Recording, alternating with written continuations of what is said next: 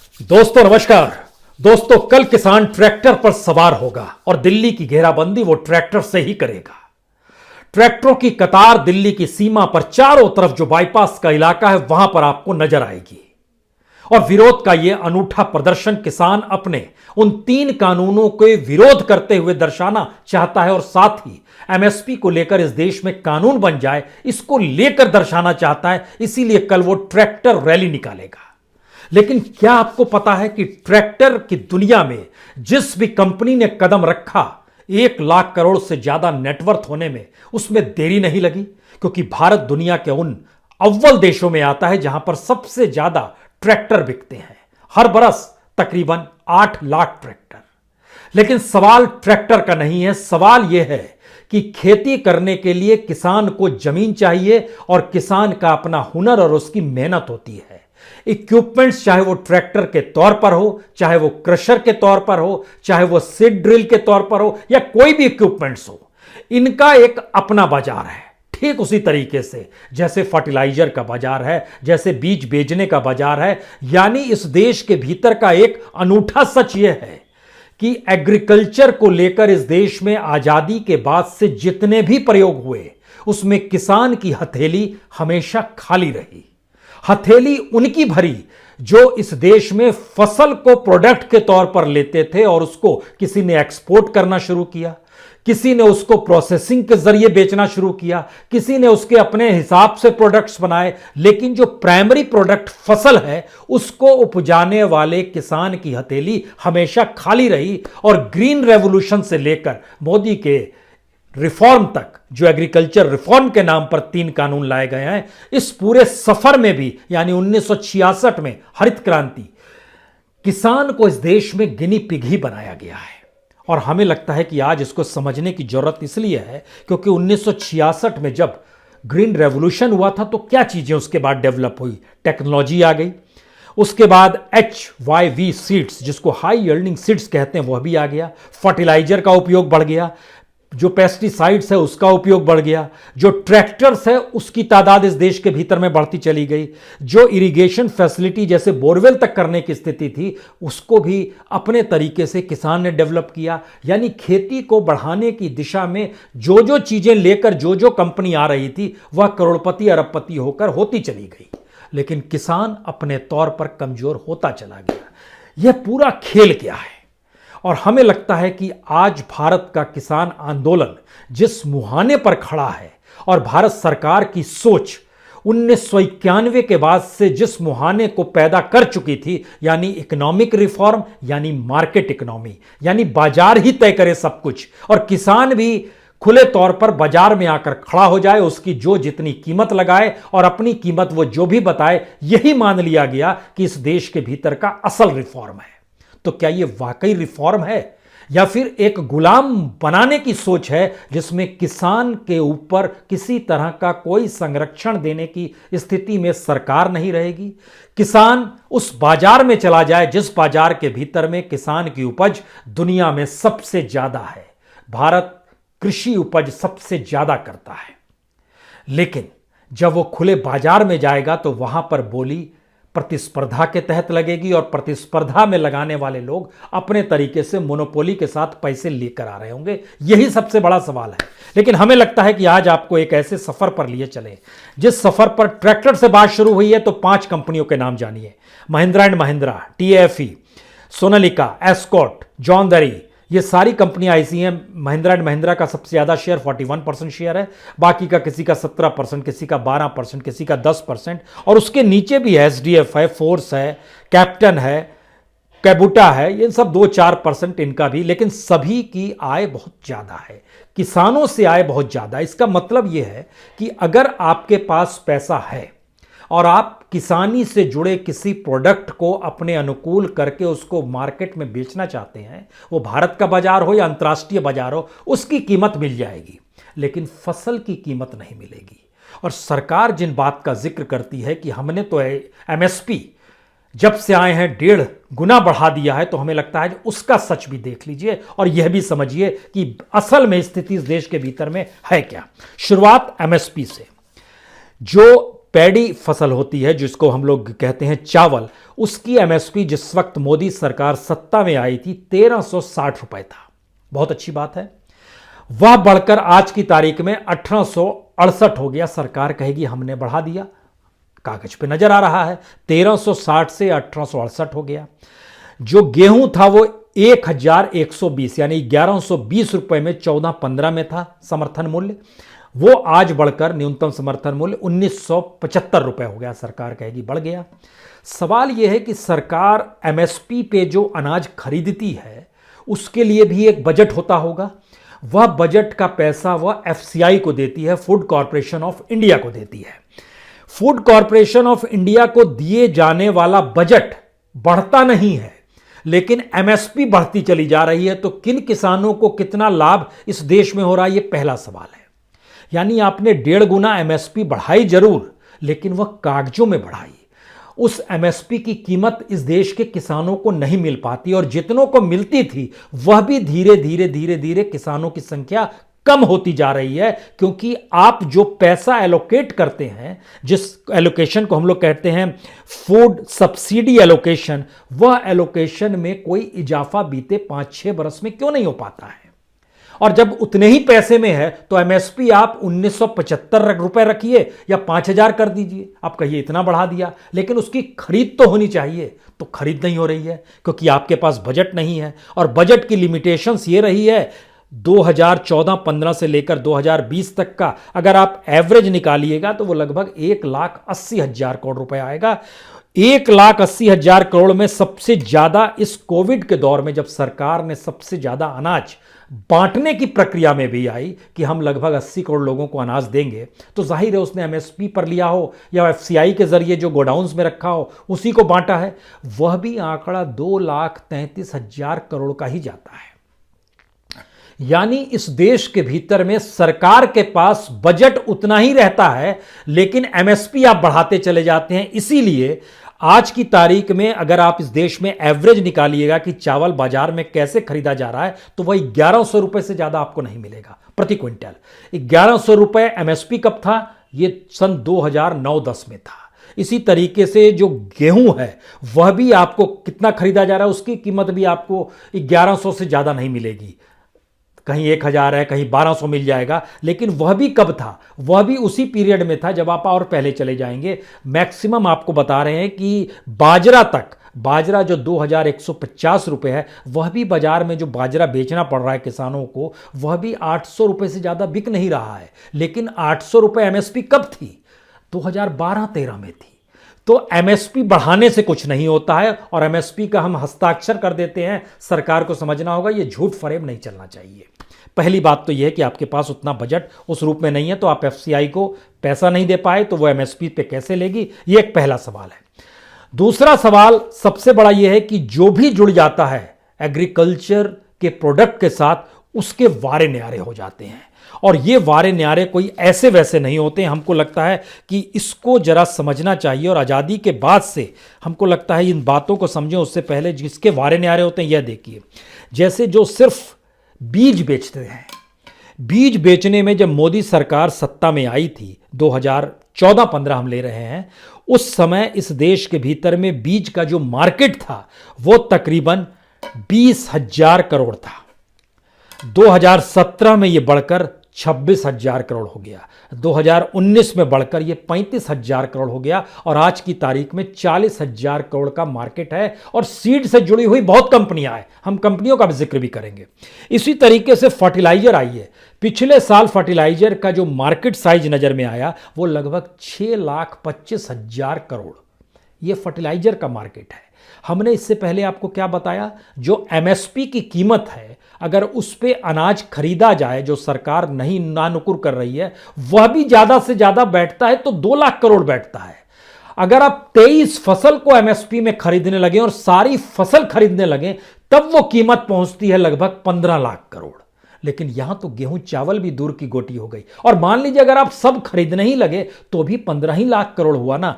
तो उस एवरेज में आइए, फर्टिलाइजर का मार्केट 6.25 लाख करोड़, सीड का मार्केट 40,000 करोड़, जो कृषि उपकरण है, जो सिर्फ इसमें ट्रैक्टर माइनस कर दीजिए, यह लगभग भारत के भीतर में 80,000 करोड़ का सिर्फ कृषि उपकरण का मार्केट है, जिसमें थ्रेशर है, सीड ड्रिल है, कल्टीवेटर है, एक्सिस है, ये सारी चीजें उसमें आती हैं।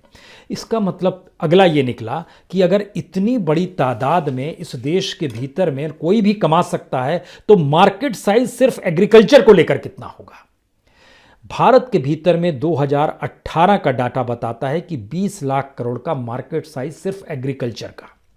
2019 में भी लगभग इतना है, 2020 में, यानी 20 लाख करोड़ एक एवरेज है कि इतना बड़ा मार्केट साइज है। इसमें से जो लोग एक्सपोर्ट कर देते हैं माल, वह अगर एवरेज निकालिएगा तो वो तकरीबन आज की तारीख में लगभग 2.25 लाख करोड़, यानी 2,70,75,000 करोड़ रुपए ये कुल एवज में बैठते हैं, जिसको 2022 तक सरकार मानकर चल रही है ये 4.5 लाख करोड़ तक हम ले जाएंगे एक्सपोर्ट को।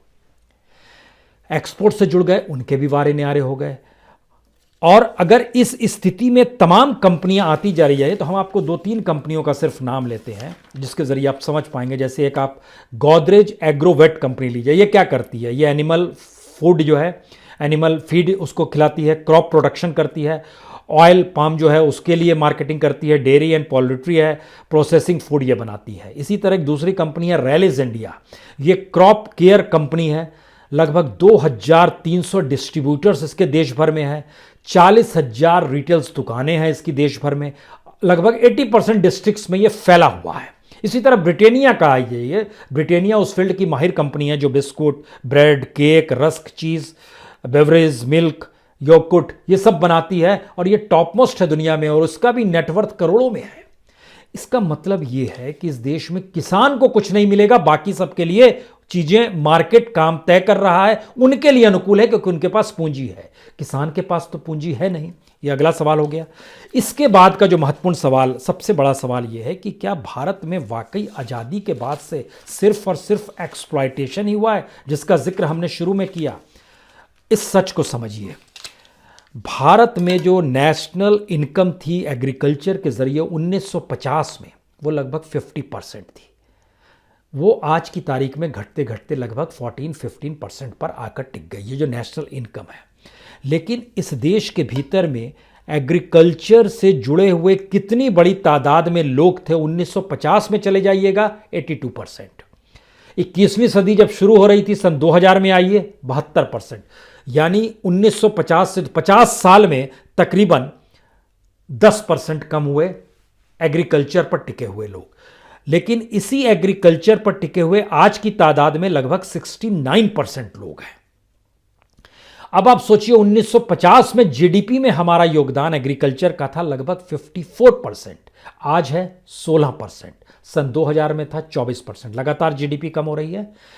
जीडीपी कम हो रही है क्योंकि जीडीपी को जोड़ा जा रहा है फसल के साथ। जीडीपी को इससे नहीं जोड़ा जा रहा है जो इंडस्ट्री चल रही है, उस इंडस्ट्री को इसमें शामिल नहीं किया जा रहा है, इसीलिए ये नीचे आपको नजर आ रही है। और जो इसका ग्रोथ है, अब आप सोचिए 1950 में 1.25% ग्रोथ था एग्रीकल्चर। आज की तारीख में क्या है? पिछले साल का ग्रोथ 2.8% है। यानी 1.25 से हम इतने सालों, 70 बरस के बाद पहुंचे कहां पर हैं? 2.8% पे। यह एक स्थिति इस देश के भीतर की है। इसका अगला सवाल यह है कि इस देश में कितने लोग ग्रामीण इलाकों में रहते थे और वहां पर कितने लोग मजदूरी से जुड़े हुए थे। भारत की अभी जनसंख्या लगभग 138 करोड़ है। उस 138 करोड़ में से 90 करोड़ लोग रूरल इंडिया में रहते हैं, जो ग्रामीण भारत है। उसमें लगभग 12 करोड़ लोग खेती से जुड़े हुए हैं और 25 करोड़ मजदूर हैं जो अलग अलग तरीके से मजदूरी करते हैं। अगर आप आज़ादी के तुरंत बाद चले जाइएगा 1951 में, उस समय लगभग 36 करोड़ जनसंख्या थी, आज 138 करोड़ है। उस 36 करोड़ में से 29 करोड़ लोग गाँव में रहते थे, ग्रामीण भारत में रहते थे। उस समय ग्रामीण भारत था, उसमें स्मार्ट सिटी आई नहीं थी। उस समय लगभग 7 करोड़ लोग खेती करते थे, लगभग 3 करोड़ लोग मजदूर थे। ये स्थिति है। इस स्थिति के रेशियो को जब आप देखना शुरू कीजिएगा तो इसका मतलब यह है कि रूरल इंडिया में जितनी बड़ी तादाद में लोग मौजूद आज भी हैं, उस तुलना में खेती की दिशा से हटकर हमारे यहां मजदूरों की तादाद बढ़ती चली गई है। खेती में डबल ही हुआ। उस समय लगभग 6 करोड़ 99 लाख थे, आज लगभग 12.5 करोड़ है किसानी जो कर रहे हैं। मजदूरी उस समय लगभग 3 करोड़ मजदूर थे, आज की तारीख में 25 करोड़ पार मजदूर हैं। 25 करोड़ तो मनरेगा में ही नामांकित नाम आपको मिल जाएंगे। इसका मतलब है ये देश धीरे धीरे मजदूरी पर चला गया, और जो किसान भी बचे हुए हैं वह किसान भी धीरे धीरे मजदूरी में तब्दील हो जाएंगे। आप कहेंगे वो कैसे हो जाएंगे? ये सरकार की तरफ से बार बार ये सवाल आता है कि ये आप गलत बोलते हैं कि सब कोई मजदूरी में तब्दील हो जाएगा। हमें लगता है कि उसका भी एक डाटा हमारे पास आज मौजूद है। इस देश के भीतर में जिनके पास बहुत ज़मीन का मतलब होता है जो लार्ज फार्मिंग कर सकते हैं, उसके लिए 1950 में एक रेखा खींची गई। जिनके पास 30 हेक्टेयर से ज़्यादा ज़मीन है, ऐसे कितने लोग हैं? उस समय पता चला सिर्फ 4.9% लोग हैं। आज की तादाद में, आज के वक्त में, जब 2020 में हम आपसे बात कर रहे हैं, तो ये 4.9% जो बड़ी जमीन के मालिक थे वो घटते घटते 1% से भी नीचे चले गए, 0.86% हो गए। उस समय इनके पास जो जमीन थी वह तकरीबन 18 एकड़ एवरेज माना गया था। ये 30% जमीन इन्हीं के हिस्से में आती थी। जो हमने 30 हेक्टेयर नहीं था, वो 30% जमीन थी, लेकिन 18 हेक्टेयर की जमीन, आज भी लगभग 18 हेक्टेयर की जमीन पाए हुए लोग 0.86% है। जो सबसे मार्जिनल किसान माना जाता है, जिसके पास बहुत कम जमीन होती है, ये लगभग इसका एवरेज माना जाता है 0.41 हेक्टेयर, यानी 1 हेक्टेयर का आधा हेक्टेयर, उससे भी कम, 0.41 हेक्टेयर एक एवरेज माना गया मार्जिनल के पास। इनकी तादाद 1950 में लगभग 40% थी, और आज की तारीख में जब हम आपसे बात कर रहे हैं 74% है। मजदूरों का देश है। मजदूरों में भी ऐसी किसानी जिनके पास जमीन ही नहीं है, ये सीमांत किसान कहलाते हैं। अगर आप स्मॉल किसानी के हिस्से में आइएगा, जिनके पास तकरीबन 12 एकड़ जमीन रहती थी, जिनको उस लगभग एक हेक्टेयर 1.44 हेक्टेयर जमीन रहती थी, ऐसे लगभग 12% लोग थे, 12% जमीन इनके पास थी। इनकी संख्या थी लगभग 22% किसान ऐसे थे। आज की तारीख में वो लगभग 17-18% किसान हो गए हैं जो स्मॉल के हिस्से में आते हैं। अगर ऐसी स्थिति आ गई है, और ये डाटा बता रहा था 18% लगभग मोदी सरकार के आने के, मौजूदा वक्त में ये लगभग 14% हो गए हैं जो स्मॉल फार्मर्स हैं। मीडियम और सेमी मीडियम उसके बाद आता है, उस हिस्से में ना जाइए, लेकिन यह पहले राउंड में समझ लीजिए कि लार्ज, जिनके पास ज़्यादा ज़मीन थी, जो 18 हेक्टेयर के मालिक थे, उस वक्त लगभग 5% थे, आज लगभग 1% से कम है। उस समय जो मार्जिनल किसान थे उनकी संख्या 40% थी, आज उनकी संख्या 74% है। यह एक स्थिति, एक सच है इस देश के भीतर का।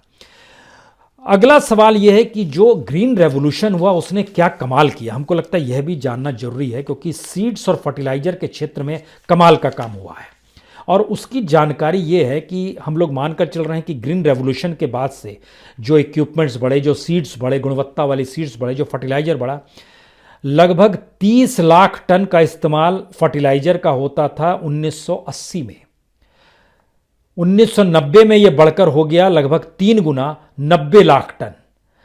2001 में, यानी 21वीं सदी के शुरू में, यह और बढ़कर हो गया लगभग 1,47,00,000 टन। लेकिन आज की तारीख में जब हम आपसे बात कर रहे हैं, तो जो यूरिया ही यूज होता है वह लगभग 336 लाख मीट्रिक टन यूज होता है। अब आप कल्पना कीजिए कि कौन सा बाजार बढ़ते जा रहा है, और किसान और फसल उपजाने वालों के हाथ में क्या होगा।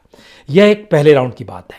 दूसरी स्थिति यह है कि इस देश के भीतर में आजादी से पहले जो ग्रोथ था, जब अंग्रेजों की सत्ता थी, तब पहले साल में ग्रोथ जा 1%। वो नील की खेती चंपारण में करा लेते थे, वो खेड़ा में वसूली करने लगते थे, टैक्स की वसूली, जहां पर महात्मा गांधी पहुंचे थे आंदोलन करने के लिए। लेकिन आजादी से पहले इस देश में 1% के हिसाब से ग्रोथ रेट था 50 साल तक। लेकिन आजादी, यानी 1900 से 1950 तक का हम 1947 तक का जिक्र कर रहे हैं, 1947 के बाद से अभी तक का जब आप एवरेज निकालिएगा इस देश के भीतर में, तो आपको जानकर हैरत होगा ये 2% के एवरेज में आकर टिक जाता है। यानी इस देश में एग्रीकल्चर पर किसने ध्यान दिया है। और उसमें भी जब WTO पर भारत साइन करता है, जो 1995 में बना था, वर्ल्ड ट्रेड ऑर्गेनाइजेशन, उसके साथ ही जो new international trade accord Bharat ने किया था, जिसमें IMF भी था, वर्ल्ड बैंक भी था, उसके बाद हमारे यहाँ का विकास दर और नीचे चला जाता है। जैसे क्रॉप का जिस समय WTO में भारत साइन करता है उस समय 2.93 विकास दर था, लेकिन WTO के बाद घटकर ये 1.57 पर आ जाता है। इतना ही नहीं, जो फिशरीज है वो 7.48 पर था, WTO के हस्ताक्षर के बाद ये 3.25% पर आ जाता है। हर जगह चीज़ें, लाइफ स्टॉक जो है वो 4.21% से घटकर 3.40% पर आ जाती है। यानी ध्यान दीजिए, हर जगह चीज़ें घटती चली जा रही है। अगला सवाल यह है कि क्या इस देश के भीतर में अगर एक्सपोर्ट बढ़ा, हर चीज़ का मार्केट साइज बढ़ गया और किसानों ने खूब मेहनत कर इतना अनाज उपजाया कि एक्सपोर्ट करने वालों को लाभ हो, मशीनरी बेचने वालों को लाभ हो, इस पूरी प्रक्रिया में जो समाधान भारत सरकार को करना था, जो बेसिक समाधान था इरिगेशन का यानी सिंचाई का, आपको जानकर हैरत होगी कि सिंचाई को लेकर नेहरू काल से लेकर अभी तक हर बजट में एक व्यवस्था की गई।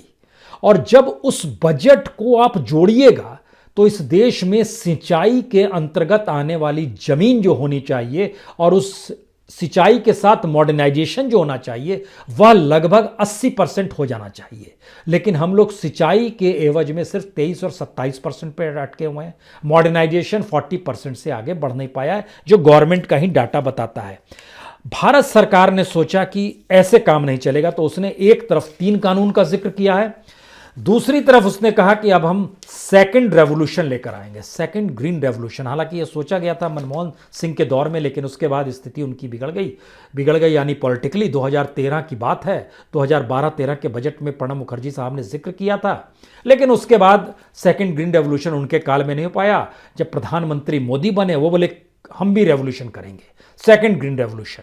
तो ये 3 कानून और दूसरा रेवोल्यूशन इसलिए जरूरत है क्योंकि हर रेवोल्यूशन के साथ जो टेक्नोलॉजी चाहिए, फर्टिलाइजर चाहिए, पेस्टिसाइड्स चाहिए, ट्रैक्टर चाहिए, इरिगेशन फैसिलिटी चाहिए, शानदार बीज चाहिए गुणवत्ता वाले, वो सारी चीज़ें इस कानून के भीतर में आपको दिखाई देगी। जो इस कानून के मातहत काम करेगा उसको जो कंपनियां कॉन्ट्रैक्ट फार्मिंग कराएगी उनको ये सारी चीज़ें उपलब्ध कराएगी।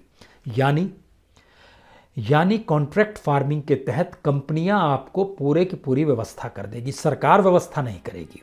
और सेकंड ग्रीन रेवोल्यूशन के लिए कौन सी जगह चुनी गई है? फर्स्ट ग्रीन रेवोल्यूशन में पंजाब था, हरियाणा था और वेस्टर्न यूपी था। सेकंड ग्रीन रेवोल्यूशन में ईस्टर्न यूपी है, जो गोरखपुर का इलाका आप देखिए, उस तरफ का बनारस के तरफ का इलाका, बिहार है, झारखंड है, असम है, वेस्ट बंगाल है, छत्तीसगढ़ है, उड़ीसा है। इन तमाम जगहों को जो हमने आपसे जिक्र किया, जिसके दायरे के भीतर में जब आप जाइएगा, यहां पर किसान कम खुदकुशी करता है। यहां पर प्रति व्यक्ति आय किसानों की जो है सबसे न्यूनतम है। यहां की जिंदगी और सोशल इंडेक्स इन राज्यों का बहुत नीचे है। जिंदगी फिर भी चल रही है। लेकिन ग्रीन रेवोल्यूशन के बाद क्या होता है, इसका कुछ नज़ारा पंजाब में खुदकुशी करते किसानों से भी समझा जा सकता है। जो फर्टिलाइजर है उससे पैदा हुई बीमारी से भी समझा जा सकता है। जमीन के नीचे पानी खत्म होते चला गया और भूजल जब गायब हो गया तो सरकार ने कहा अच्छा बोरवेल से निकालिएगा, तो उन्होंने डीजल तक महंगा कर दिया। यानी किसानों की आफत के ऊपर आफत, किसानों को हर हाल में पैसा चाहिए और इस देश में किसानी पैसे पर निर्भर हो जाए, इसके लिए उपाय सेकंड ग्रीन रेवोल्यूशन भी है। इसके लिए उपाय अपने तौर पर यह 3 कानून भी है। इन दोनों को जब आप जोड़िएगा तो आप समझ पाइएगा कि भारत के भीतर में ग्रीन रेवोल्यूशन का लाभ किसानों को नहीं दिया जाता है, उस मार्केट को दिया जाता है जिस मार्केट को चलाने वाले वैसे प्लेयर्स हैं जिनके पास पैसा हो। और जिनके पास पैसा ना हो लेकिन अगर वो राजनीतिक सत्ता के नजदीक हैं तो फिर उन्हें बैंक से लोन मिलने में बहुत आसानी होती है। बैंक लोन दे देता है, उसके जरिए वो इकोनॉमी को खड़ा करते हैं। कोई किसान तो बिजनेस करने नहीं निकल जाएगा, वो ट्रैक्टर कंपनी तो नहीं खोल लेगा, वो सीड की मार्केटिंग तो नहीं करने लगेगा, वो एक्सपोर्ट तो अपने नहीं करने लगेगा, क्योंकि उसमें भी एक लाइसेंसिंग की व्यवस्था है जो सरकार ही देती है। तो सरकार ने अपने तौर पर ट्रेडर्स को अलग रखा है, फार्मर्स को अलग रखा है, बिजनेस हाउसेस को अलग रखा है, बिजनेस पर्सनस को अलग रखा है, कॉर्पोरेट को अलग रखा है, कॉर्पोरेट मित्रों को भी अलग रखा है।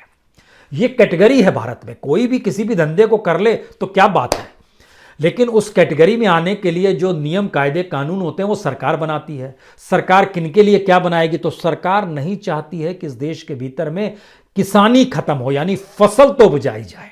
और फसल इतनी ज्यादा उपजाई जाए जिससे इस बाजार को लाभ मिल सके। इस बाजार को चलाने वाले प्लेयर्स के लिए एक अनुकूल कानून बना दिया जाए और उस कानून को बनाने के बाद उनके लिए कुछ नए मार्केट्स खोले जाएं। तो यह सेकंड ग्रीन रेवोल्यूशन की धारणा भी 2015 से इस देश के भीतर में डेवलप हो गई। अब यहां पर एक आखिरी बात, इस देश के भीतर में एफसीआई जो एमएसपी पर लेती है, आज की तारीख में वो तकरीबन 3.25 लाख करोड़ के कर्ज में डूबी हुई है। वह अगर एसबीआई के पास जाए, और सरकार की संस्था है, कि हमको पैसा दे दो, सरकार अलग अलग माध्यमों से बोलती है यहां से कर्ज ले लो, वहां से कर्ज ले लो, कुल मिला के वो कर्ज में दबी हुई है और किसी दिन भी उसका दिवालिया हो जाएगा और उसी के सारे पावर्स फिर प्राइवेट सेक्टर में चले जाएंगे। जैसे बीएसएनएल किस तरह दिवालिया हुआ और किस तरह नई कंपनी पैदा हुई इस देश के भीतर में, खासतौर से 2015 में जब जियो आई और उसके ब्रांड एम्बेसडर कौन थे? प्राइम मिनिस्टर खुद थे, उनकी तस्वीर छपी थी पहले पन्ने पर जियो के साथ। बहरहाल इस देश के भीतर में सेकंड बड़े तौर पर एक अडानी नाम के शख्स भी हैं और उनके ऊपर लगभग $30 बिलियन बहुत ज़्यादा नहीं होता है, 2,20,000 करोड़ लगभग होता है, उन पर उतना कर्ज है। लेकिन उनको state bank of India 5,000 crore रुपया कर्ज भी दे सकता है। ये एक नाम इसलिए है, या फिर इस प्रोसेस को अगर समझिए तो किसान अगर कर्ज में डूब जाता है तो वह खुदकुशी करता है। कोई कंपनी अगर एग्रीकल्चर प्रोडक्ट को ही बेचने की दिशा में बढ़ रही और मुनाफा कमा रही हो और मुनाफा नहीं कमाए तो उसके लिए 1000 उपाय हैं। वो एनसीएलटी में जा सकती है, कहेगी हम दिवालिया हो गए, आप इसको किसी दूसरे को दे दीजिए। जैसे रुचि सोया को हाल में दिया गया, उसको बाबा रामदेव की कंपनी ने खरीद लिया है, ये इंदौर बेस्ड कंपनी है। वो कमजोर, उसने बैंक से जितना लोन लिया उस लोन की वापसी कैसे होगी नहीं पता है, क्योंकि जितना लोन लिया था उससे सस्ते में रुचि सोया को पतंजलि ने खरीद लिया।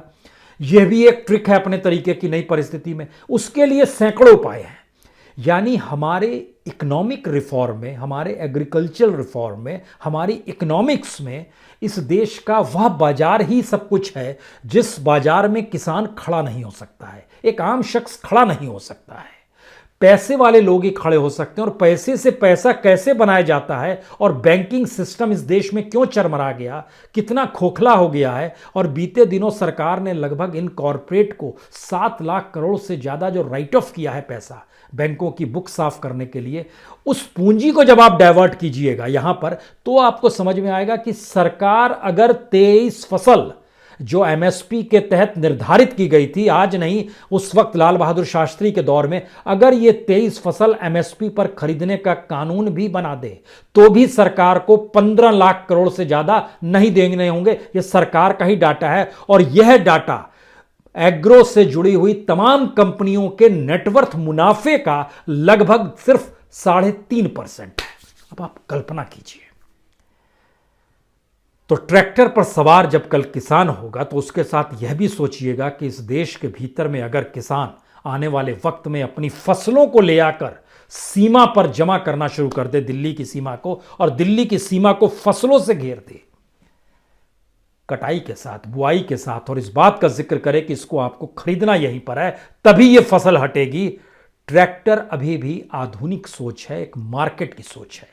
किसानों को अभी और लंबी लड़ाई लड़नी है। इसीलिए हमने शुरुआत में कहा, भारत का किसान आंदोलन भारत को एक ऐसे मुहाने पर ले जाकर खड़ा कर चुका है कि हमारे देश की अर्थव्यवस्था बाजार के हिसाब से चलेगी या इस देश की अर्थव्यवस्था उन लोगों के लिए और उन लोगों के जरिए चलेगी जो इस देश में काम करते हैं। बहुत बहुत शुक्रिया, बहुत बहुत शुक्रिया।